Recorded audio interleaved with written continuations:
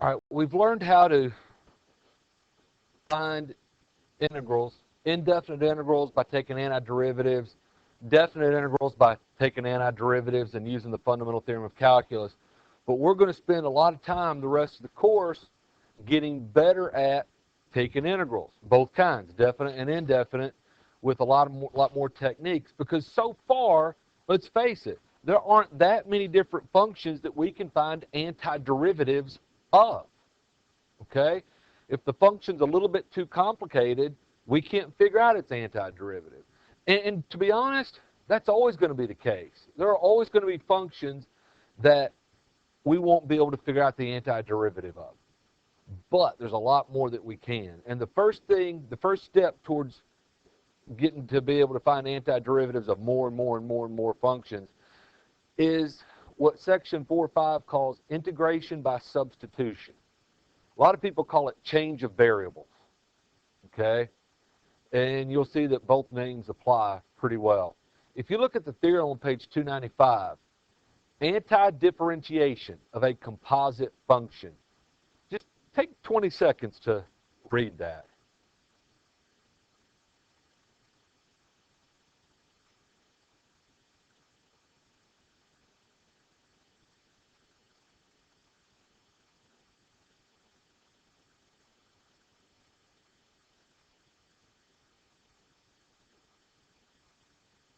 And it doesn't make a lot of sense, does it? Okay? The last part, I think, should. The very last line. That's what we've been doing. They just use a u instead of an x. All right? But that's what we've been doing. The indefinite integral of f of x dx equals capital F of x, capital F representing the antiderivative of little f, plus c. Okay? So our task then is to figure out how this in blue becomes that in yellow. And it's done by substitution. By doing this substitution, it changes the variable from x to u. Okay? Now, a couple things. It says the statement of this theorem doesn't tell you how to distinguish between these parts. And they're right. And that's going to be a large part of what we got to get good at. Okay? One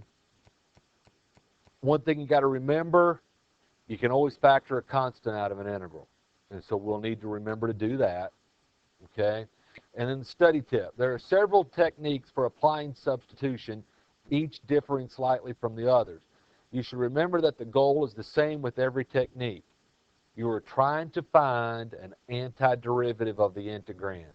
The integrand is the f of x, or the f of g of x times g prime of x. We've got to get an integrand we can find the antiderivative of.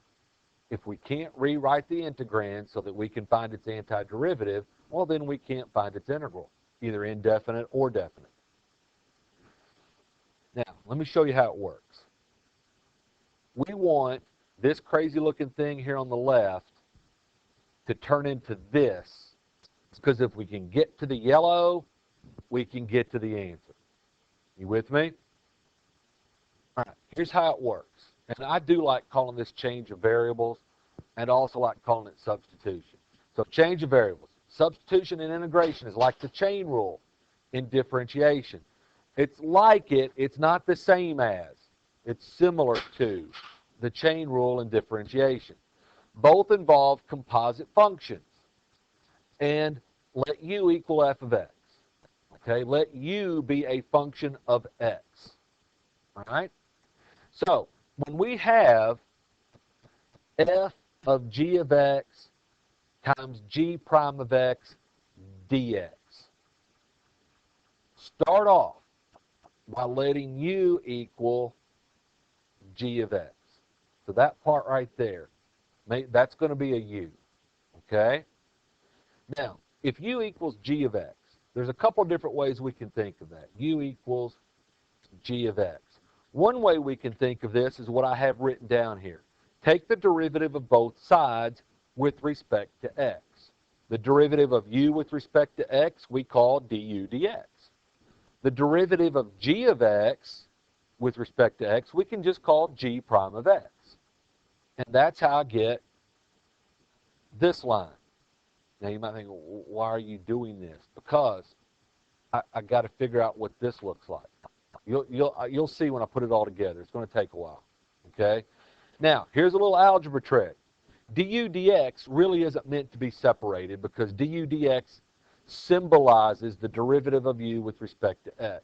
But a little algebra trick. Multiply both sides by dx, and lo and behold, it looks like what we were supposed to have in our integrand.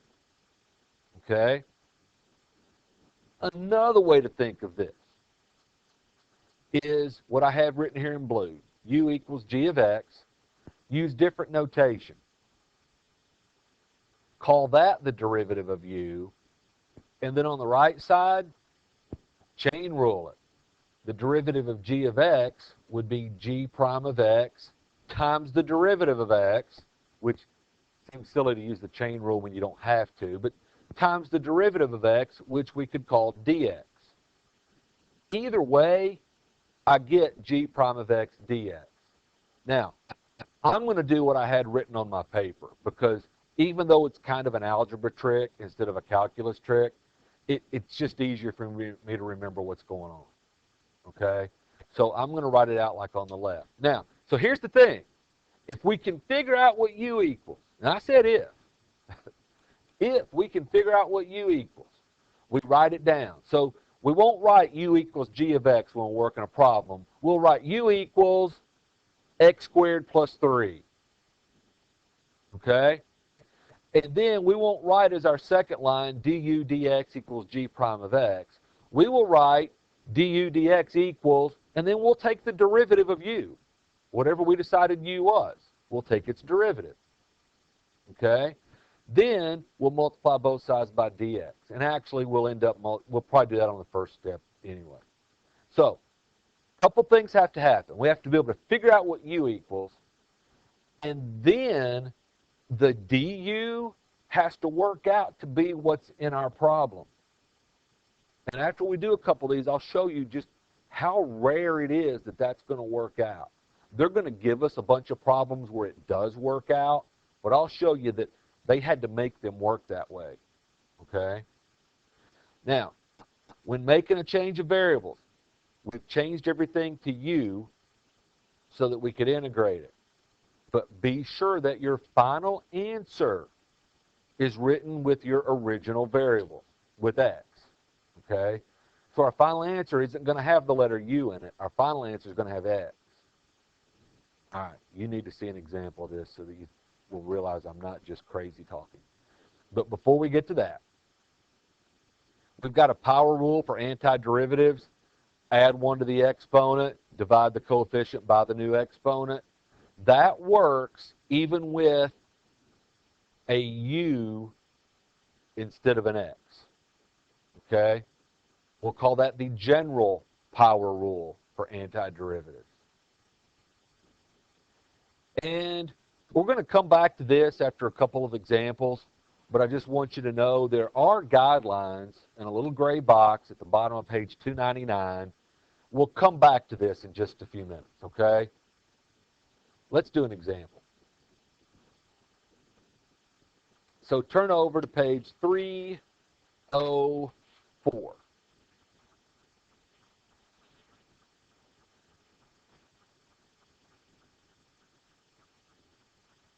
And we're going to start with number 8.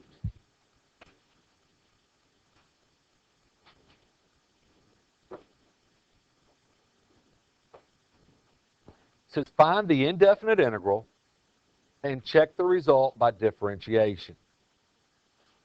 So we have the integral of x squared minus 9, quantity cubed, times 2x dx.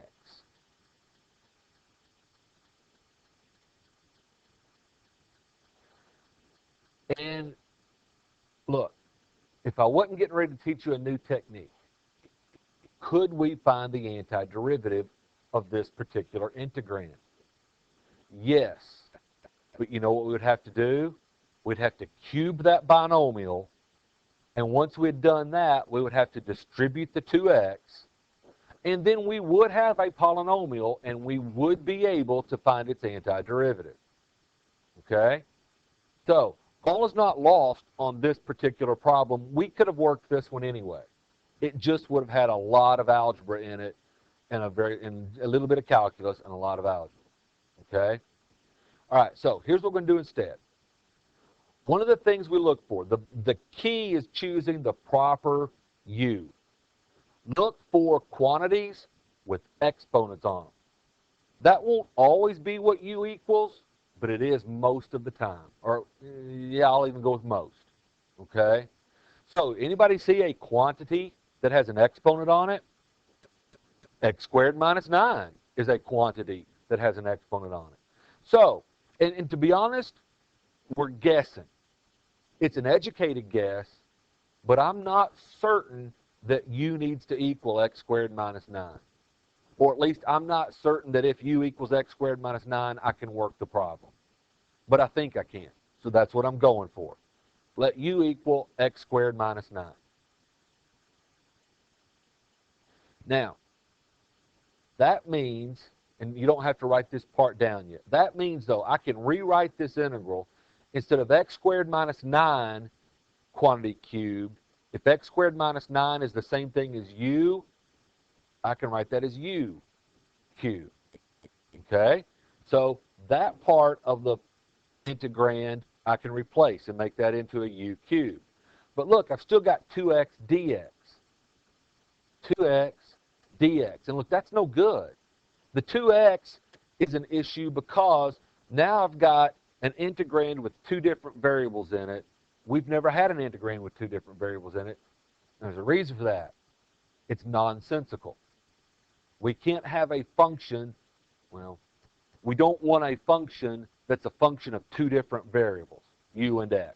So we don't want an integrand that's a function of two different variables. It doesn't make any sense. And the dx, that's been this mysterious dx that we finally realized after a while stood for the width of a rectangle once we started doing definite integrals. Well, that dx, if the width of the rectangle is measured in x's, yet part of our function is written with u, we've got a problem, don't we? It doesn't make sense to have part of the integral involve an x and part of it involve a u. So all that is a long way to tell you that if we're going to rewrite part of our integrand with the u, then we've got to get rid of the x's entirely. That means we have to figure out something in terms of u that can replace 2x dx. And here's how we figure out what that is. Go back to what we have written on our paper. U equals x squared minus 9. Take the derivative of both sides of that. Okay? The derivative of u with respect to x, and I should have written this out, is du dx equals, and then the derivative of x squared minus 9. What's the derivative? Derivative now, not antiderivative. What's the derivative of x squared minus 9? 2x.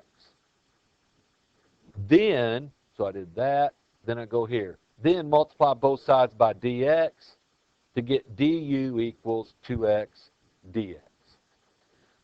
And as you can figure, since I didn't bother writing it on my paper, I'm going to do both those things at the same time. Instead of writing du dx equals and then the derivative of the right side, I'm going to go ahead and multiply both sides by dx. So I'll get du equals whatever the derivative of u is with a dx at the end, times a dx at the end. Okay?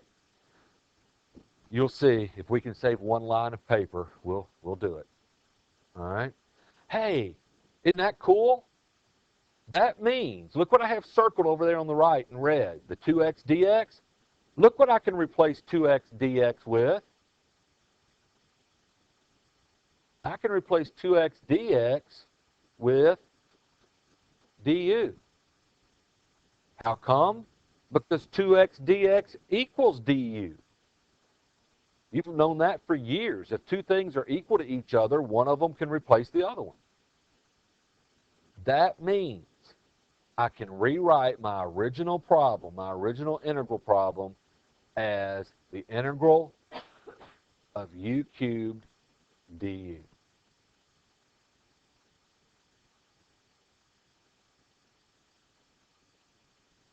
Now, if the first thing that had happened today when you walked in is if I'd written up on the board integral of x cubed dx and said work it, you could have, couldn't you? So we've turned this into a problem we know how to work. It's got a u in it instead of an x. Who cares what the variable's called, right? We know how to do this.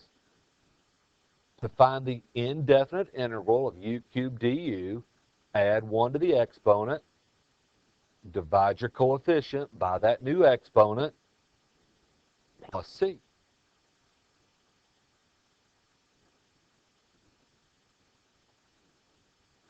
And we've taken the antiderivative. Only problem is our antiderivative is written in terms of u, and what would we prefer it be written in terms of? X, because x is the real variable, isn't it? Because u is a function of x.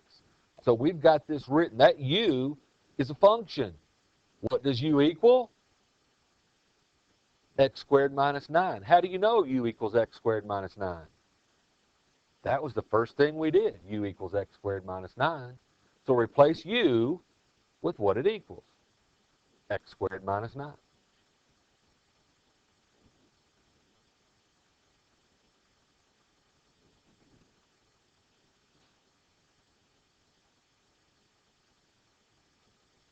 Ta-da! Yes.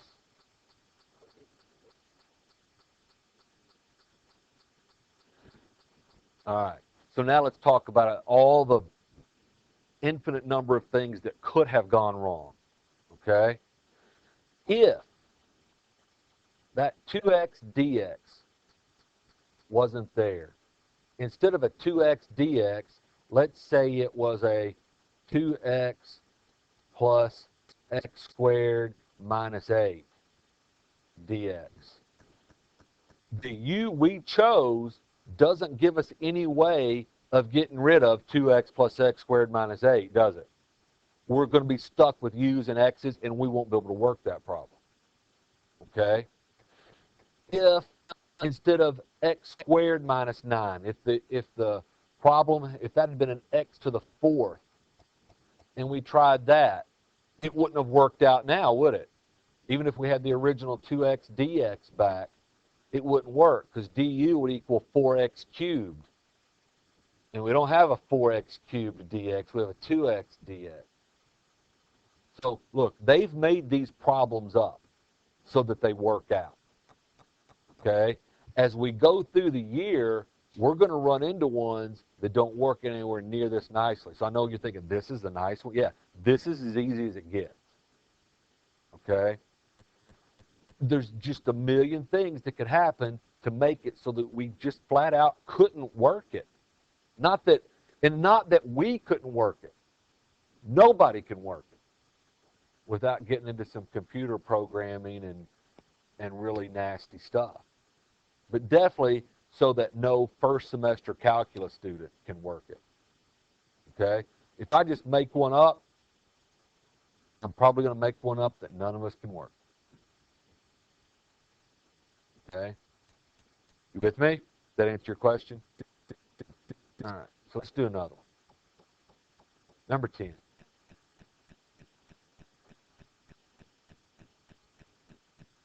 All right, this time we have the integral of the cube root of 1 minus 2x squared times negative 4x dx.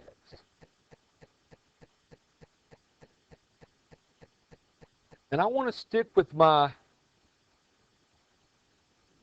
guideline of thinking, all right, u is usually going to be a quantity with an exponent on it. And there is a quantity with an exponent on it. It's disguised a little bit, but radicals can be thought of as quantities with exponents, can they not? So what's the quantity that has an exponent on it? 1 minus 2x squared. So let's try that for u. Let u equal 1 minus 2x squared. And you don't have to write this out. You might want to on a scrap piece of paper, but I make sure that as I'm going through my substitution process, my change of variables process, that I'm not leading to a dead end. And as we go through this, you'll see, especially later on in the year, you'll be able to tell them what I put up on the screen where I've erased, where I let u equal one thing, and it didn't work. So I erased and let u equal something different.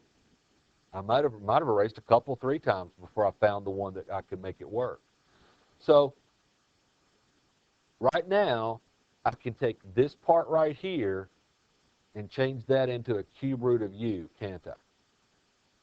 So far, so good, okay? But that means, though, that I need to be able to replace negative 4x dx with something in terms of u. Hopefully it just equals du. It did last time, okay? Let's see what happens. All right, if u equals that, then du is going to equal the derivative of 1 minus 2x squared times dx. So du equals the derivative of 1 minus 2x squared. Well, the derivative of 1 is 0. The derivative of negative 2x squared is negative 4x. And then whatever we came up with there times dx. That way I save a line of doing the du dx equals, okay? Wow, that's exactly what we needed it to be, isn't it? So if I look at the original problem I copied up here out of the book, replace what I highlighted in yellow, negative 4x dx, replace that with du, and I can work that integral. So on your paper, next line, therefore we have the integral of the cube root of u du.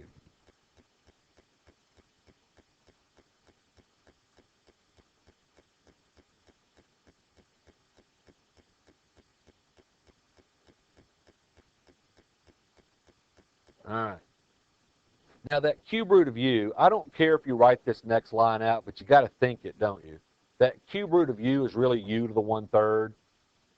So you don't have to write that out, but you have to think, oh, I'm finding the antiderivative of u to the 1/3. Add 1 to the exponent, makes it a u to the 4/3. Divide your coefficient by the new exponent. Well, dividing your coefficient by 4/3 is the same thing as multiplying it by 3/4 plus c. And I've done the antiderivative stage. But remember, we've changed the variables, so use substitution again to change them back. So what does u equal? What can replace the letter u? Not x. 1 minus 2x squared. So I get 3/4 times the quantity, 1 minus 2x squared. That quantity is to the 4/3 plus c.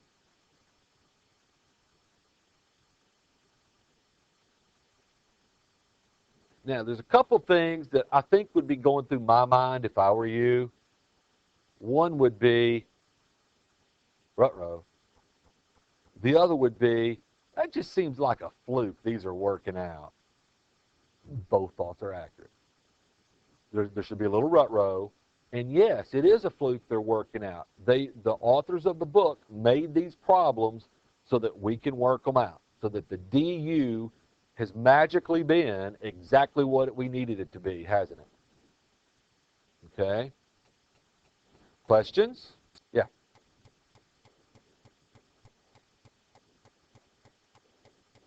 Yeah. So that's the next thing we got to do is we got to start figuring out what if du is not exactly what we want it to be. Sometimes that means we're done. Sometimes that means if we just manipulate it with algebra in just the right way, we're back in business. How do you know which is which? Well, you don't. I don't always know either. I've spent lots of time trying to manipulate a du to make it work, only to never succeed. Okay? So you don't always know if you're going to be able to or not. But let me show you one where we can. Number 12.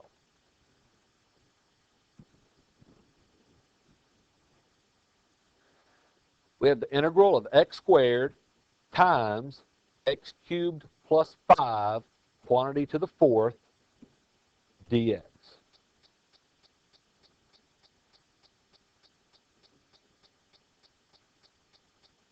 We still like to let u equal a quantity with an exponent on it. So what's your guess? U equals x cubed plus 5. So let's do that. Let u equal x cubed plus 5.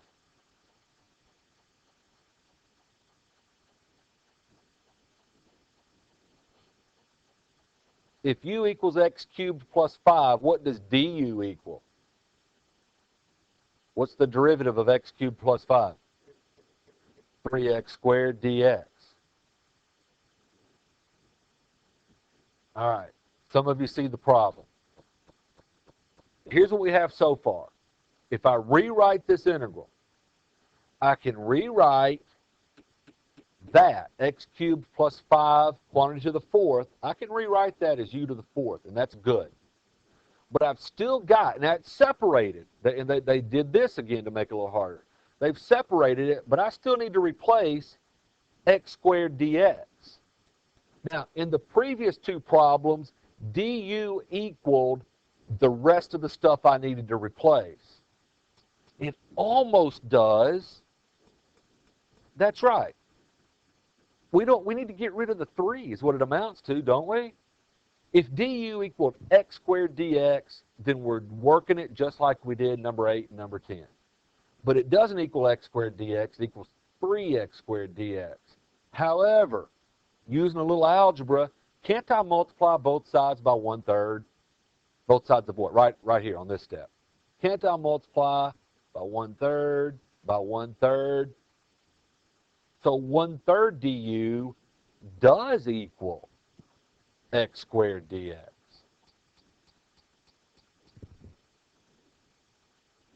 Well, what does that mean? Well, look.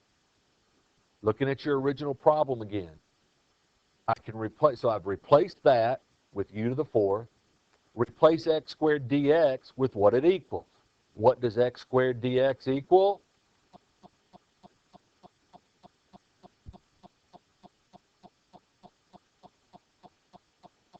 Now, it being in two different colors doesn't hurt us, right? Two different variables hurts us. We can make that substitution. So, by the way, once I get to this, oh, darn, I was going to be tricky with my...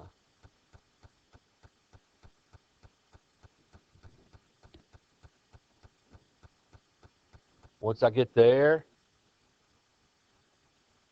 I can factor that out, and I'll be able to work it, won't I? So let's rewrite it with our change of variables. So that's the integral of u to the fourth times 1/3 du.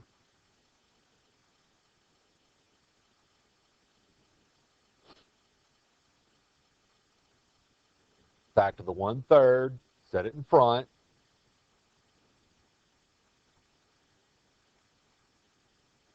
And now we have a problem we can find the antiderivative.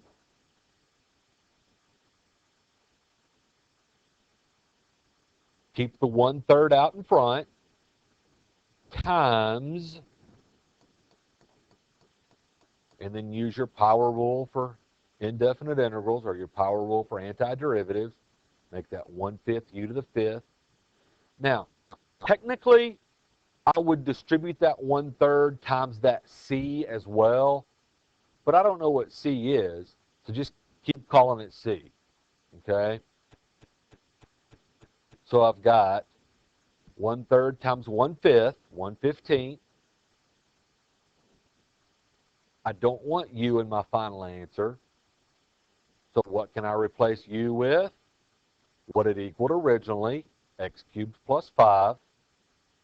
So I've got 1/15 times x cubed plus 5, quantity to the fifth, plus c.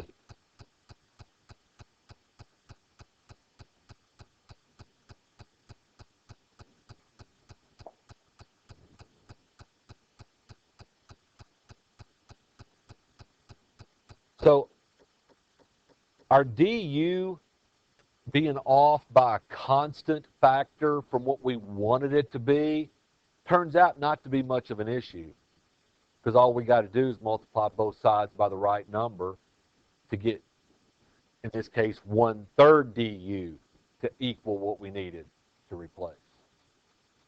So what are we doing? We're picking a u, and then hopefully the du part, either du itself or some multiple of du, equals the rest of the integrand. As long as it does, we can rewrite our integral and work the rest of the problem. Let's back up to those guidelines on page 299. So here's what we've been doing. Choose a substitution u equals g of x. Usually, it is best to choose the inner part of a composite function, such as a quantity raised to a power. A quantity with an exponent on it will get you a long way. Okay? Then you compute what du equals, and you compute it. It's different for every problem, isn't it? U is different for every problem, so du is different for every problem. Then you rewrite your integral in terms of u, and really in terms of u and du. Okay? You'll have something with u, then you'll have a du. Step 4, find the resulting integral in terms of u. Find the antiderivative in terms of u. And then step 5, put the x's back in. Replace u with what you originally set it equals. And then step 6, none of us ever do.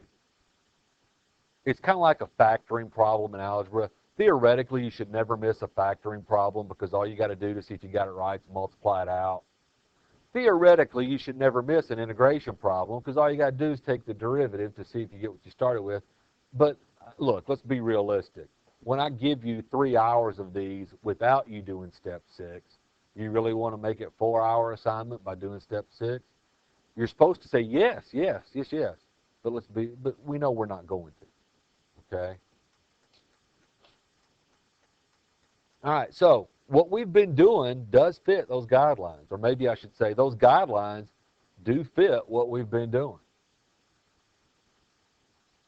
Number 17.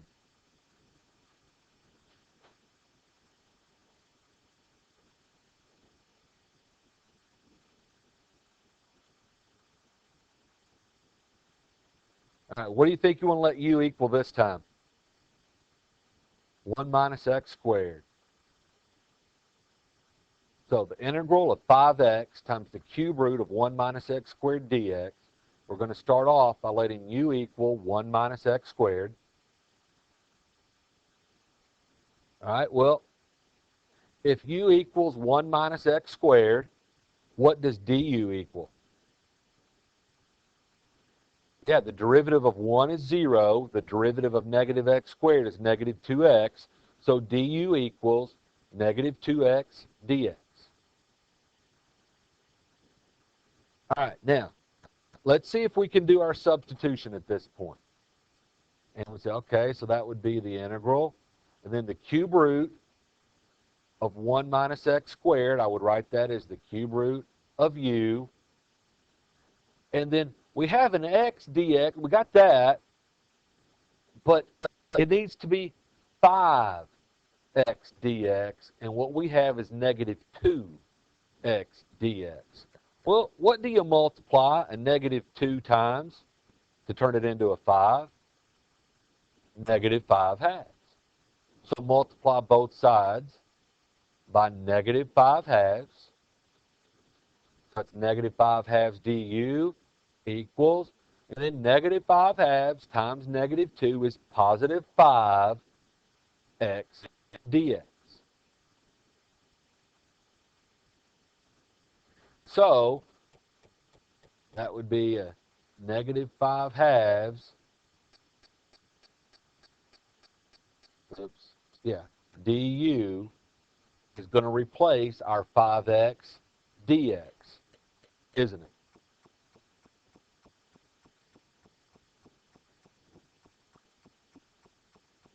And what are we going to do with that negative 5 halves? I'm going to factor it out and put it in front.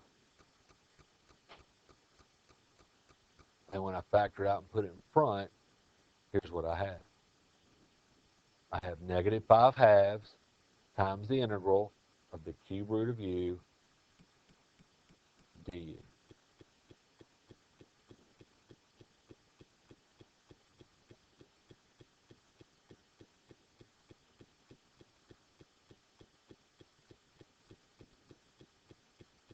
All right, you guys with me? Yes, no, maybe. Okay. Finish this problem.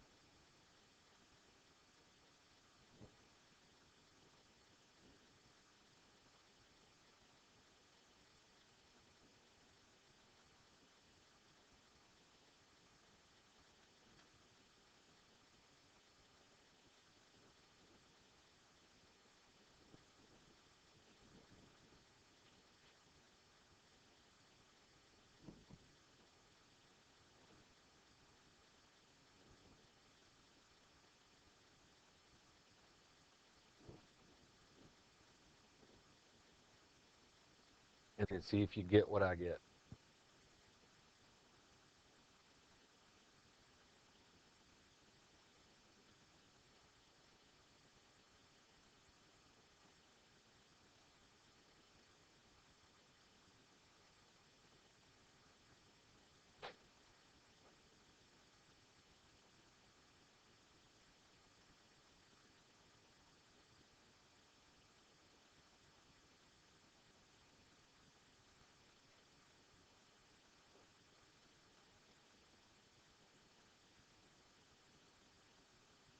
Are you able to get what I got?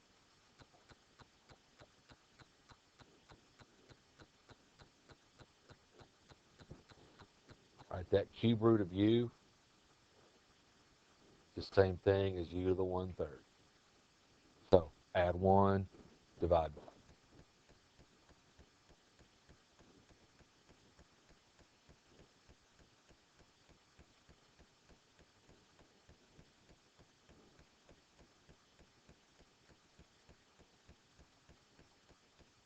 Now, make sure that you don't get lost on this section.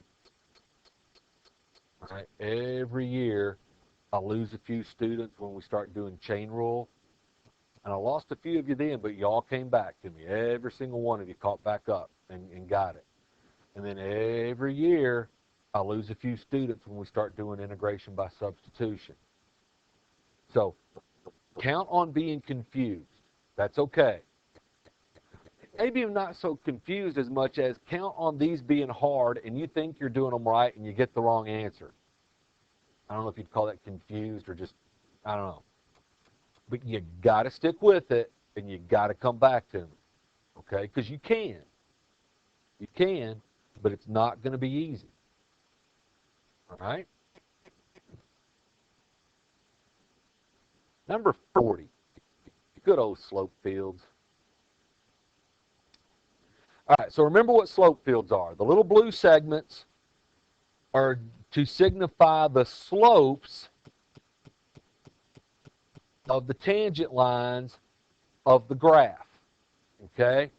So on number 40, they give us the derivative of y. They tell us that dy dx equals x squared times the quantity, x cubed minus 1 quantity squared.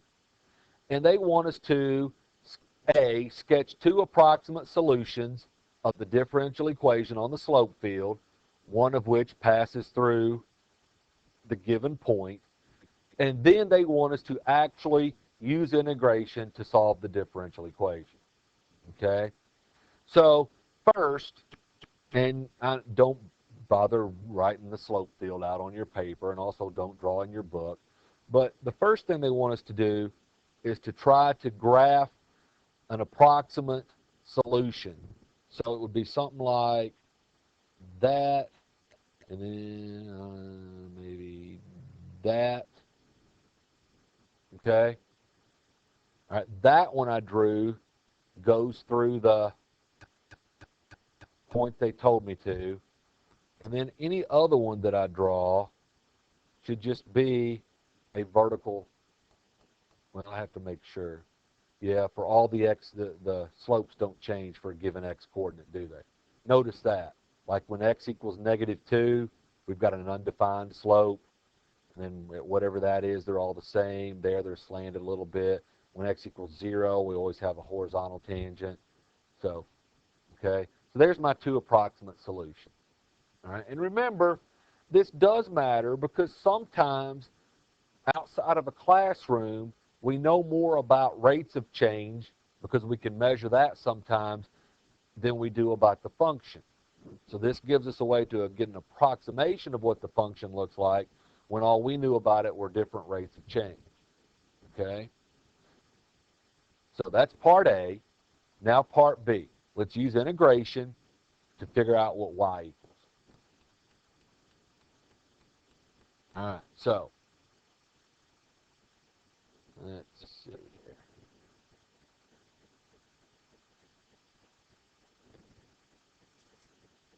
That didn't look as nice as I wanted to, but it'll work. So dy dx equals x squared times x cubed minus 1 quantity squared. Well, we want to integrate both sides, don't we? Take the antiderivative of both sides. The antiderivative of the derivative of y is y. And then on the right, just call it the integral. Antiderivative is an indefinite integral. So y equals the indefinite integral of x squared times x cubed minus 1 quantity squared dx.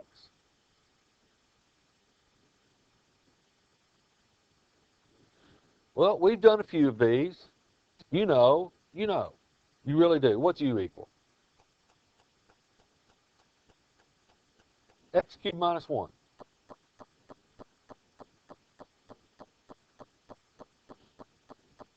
If u equals that quantity with an exponent on it, then let's figure out what du equals. Well, what's du equal? What's the derivative of x cubed minus 1? 3x squared dx. All right. What do we wish du had equaled? X squared dx.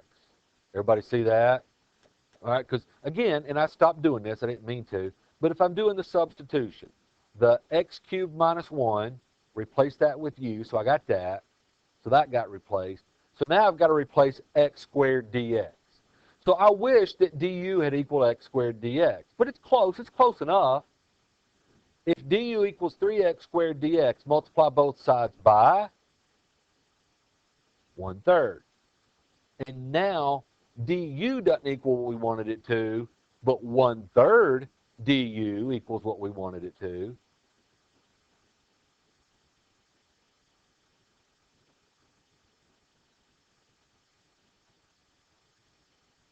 And now then, I can do the substitution. Now what am I going to do with that 1/3? Oh, darn it. Yeah, factor out the 1/3. It's attached to the du. I didn't mean for it to be, but factor out the 1/3. So y, because we actually have an equation this time, y equals, and then the integral is now it's actually now 1/3 times the integral of u squared du.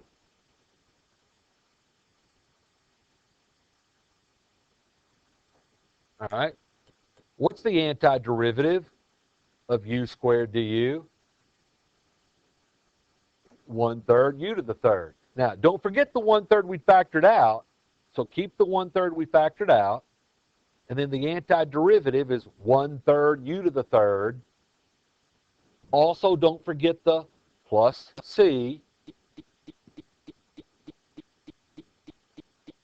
And then 1/3 times 1/3 is 1/9. And also, don't leave u. put what u equals. Well, u equals x cubed minus 1.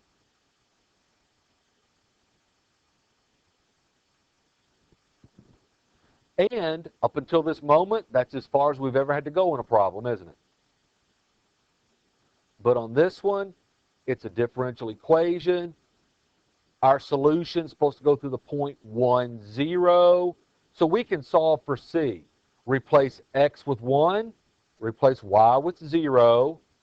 So at the point 1, 0, y equals, replace y with 0, 1/9 x cubed minus 1, quantity cubed.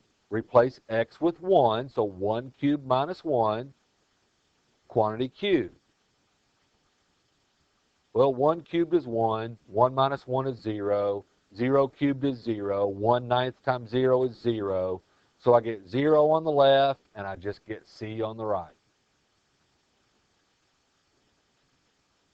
So that means our final answer is y equals 1/9 times x cubed minus 1, quantity cubed. That's the particular solution for that differential equation.